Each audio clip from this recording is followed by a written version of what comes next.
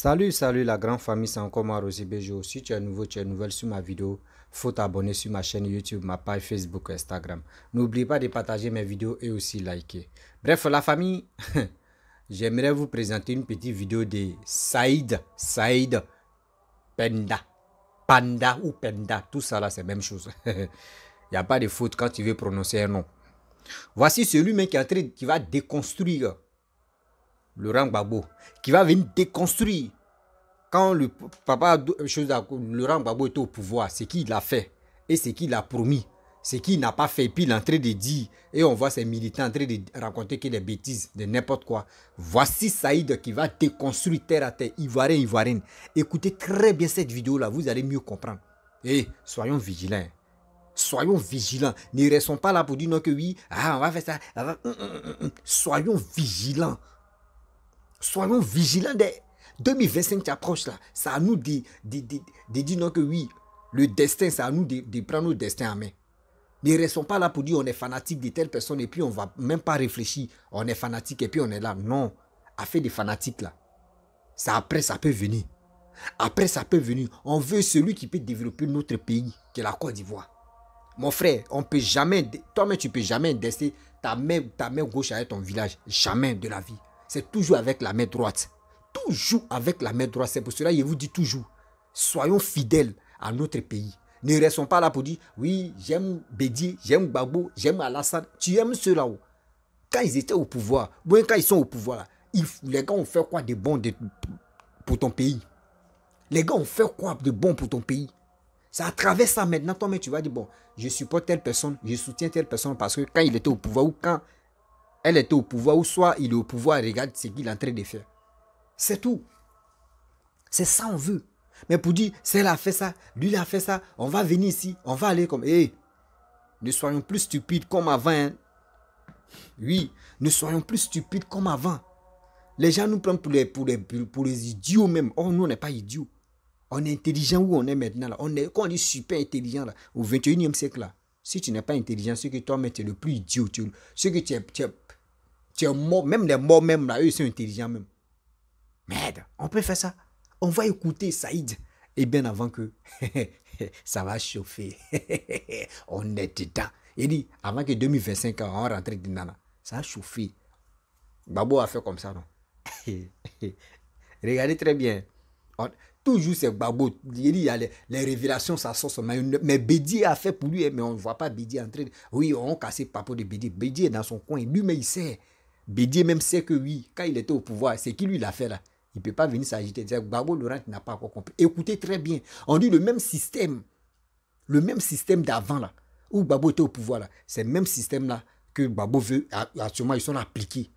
C'est ça, ils sont appliqués encore. Pour venir gâter la Côte d'Ivoire. Écoutez, c'est pas moi, écoutez. Mesdames et messieurs, bonjour. Le récent débat sur la chaîne de télévision NCI nous a fait comprendre une chose fondamentale. C'est que le PPACI du parti de Laurent Gbagbo s'inscrit dans le même registre que l'ex-Front National, aujourd'hui Rassemblement National de Marine Le Pen. Ce registre, c'est celui de la désinformation et du mensonge éhonté. Pour vous illustrer un peu le fait que le mensonge et la manipulation font partie de l'ADN du parti de Laurent Gbagbo, je vais vous lire un document qui est actuellement en circulation sur les réseaux sociaux, mais qui existait déjà depuis bien longtemps, ce document. Et voilà ce que dit ce document. Ceci est supposé être une citation, un extrait d'une déclaration de Laurent Gbagbo. Il s'agit effectivement d'une de ces déclarations, puisque j'ai pu recouper sur tout cela. Voici ce que dit Laurent Gbagbo. Ce sont les moments difficiles qui font les grands hommes. J'ai appelé mon ministre de l'économie et des finances, Boum Boabré, qui a succédé à Mamadou Koulibaly. Je lui dis, est-ce que nous pouvons nous en sortir. Il dit, président, nous pouvons nous en sortir. Et il a fait ce qu'il a appelé le budget sécurisé. C'est-à-dire que nous allons faire un budget dans lequel nous allons compter sur nos propres forces. Pendant tout le temps qu'a duré la crise, nous avons compté sur nos propres forces. Les fonctionnaires ont toujours été payés parce que la Côte d'Ivoire n'est pas n'importe quel pays et ceux qui étaient au pouvoir n'étaient pas n'importe qui en Côte d'Ivoire. Citation de Laurent Gbagbo. Sauf que cette citation est un pur mensonge. J'ai mené une petite investigation qui n'a vraiment pas du tout été compliquée. Il s'agissait d'une sorte de fact-checking, c'est-à-dire je suis allé vérifier les faits. J'ai sorti un document, c'est le compte-rendu du Conseil des ministres, d'un Conseil des ministres en mai 2007. C'est donc Laurent Gbagbo qui est au pouvoir à ce moment-là. Et voici ce que on peut lire dans ce compte-rendu du Conseil des ministres, au cours duquel donc a été adopté le projet de budget au titre de l'année 2007. Les ressources du projet de budget 2007 reposeront sur les recettes intérieures pour un montant de 1553 milliards, soit 79% des ressources totales. Les concours extérieurs en baisse de 21 milliards de francs CFA sont attendus à hauteur de 408,4 milliards. Je reprends cette partie. Les concours extérieurs, c'est-à-dire l'apport de l'extérieur sur le budget de la Côte d'Ivoire au titre de l'année 2007, c'était 408,4 milliards. C'est environ le tiers d'un budget qui était chiffré à peu près 2000 milliards de francs CFA. Comme vous pouvez le voir, la citation, la déclaration de Laurent Gbagbo qui est partagée mais vraiment qui fait le buzz dans les milieux des partisans de Laurent Gbagbo est donc un pur mensonge. La Côte d'Ivoire, durant les 10 années du règne de Laurent Gbagbo, n'a jamais, je dis bien jamais, au grand jamais, fonctionné sur budget uniquement fondé sur des ressources propres du pays. La Côte d'Ivoire a toujours bénéficié de l'apport du concours de l'extérieur durant les 10 années de règne de Laurent Gbagbo. Donc c'est un mensonge.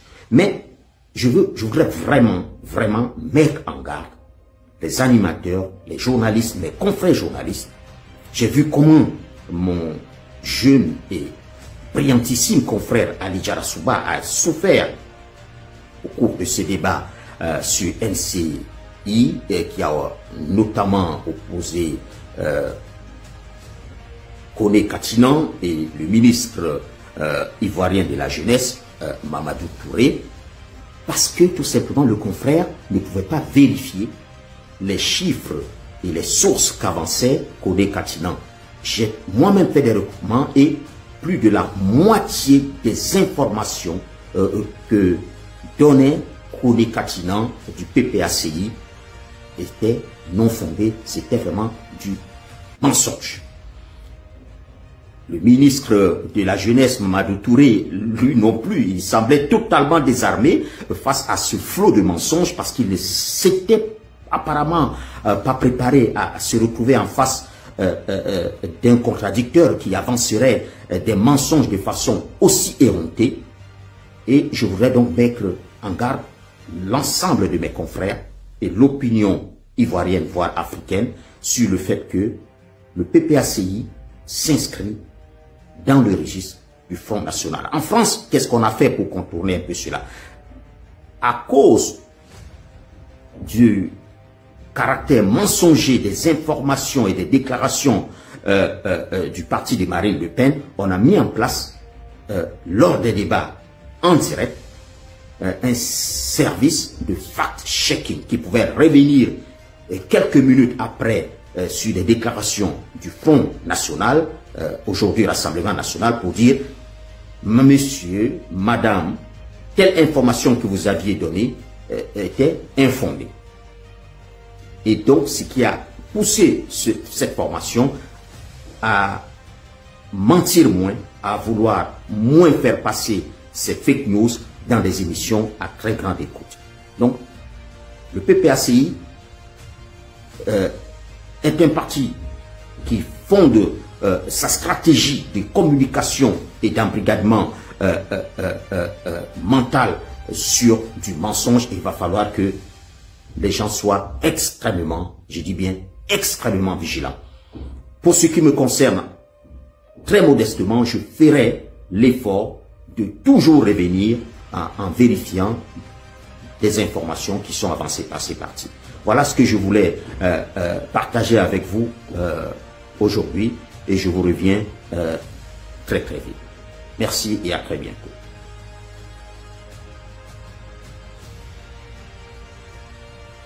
Bref, la famille, vous-même, vous avez écouté hein, ce que Saïd a dit. Vous avez écouté comment il a décortiqué. Nous avons les oreilles pour écouter. 2025 là. C'est quand il dit 2025 là, moi ben, ça me fait rire. Parce que je vois des Ivoiriens, la majorité des Ivoiriens, ils sont braqués sur la connexion. Oh le net. Oh, le net, oui, le net, voici ceci. Mais actuellement, là, les gens sont en fait lavage de cerveau que eux-mêmes ne comprennent pas. Ils sont focus, ils sont bloqués.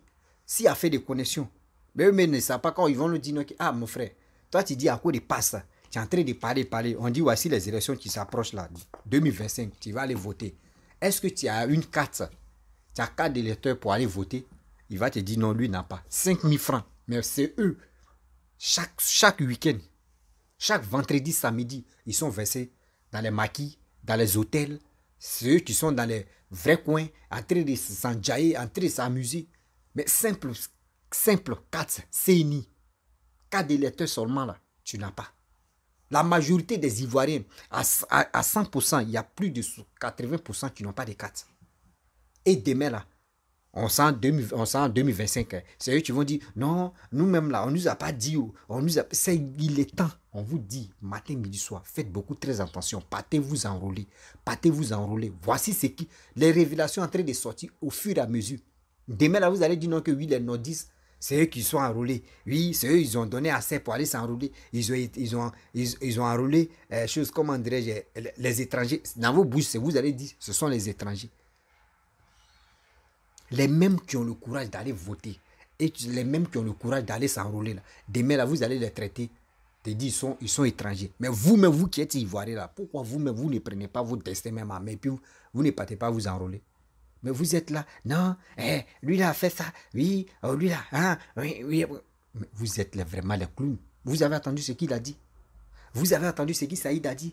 Il dit les mêmes choses qui sont passés là, c'est le même scénario, les gars veulent ramener encore. Scénario d'avant là, les gars veulent ramener à quoi au 21e siècle, en 2025 là. Les gars veulent ramener pour qu'entre nous-mêmes on puisse se macheter, entre nous-mêmes on puisse se détester, entre nous-mêmes on puisse se tuer. C'est ça qui est le problème. C'est ça qui est le problème. Mon frère, ma soeur, mets ça dans ta tête un jour, une fois, pour dire, ah, demain là, moi je vais faire quoi? Demain là, moi je vais faire quoi pour garantir la vie de mes enfants et de mes petits-enfants?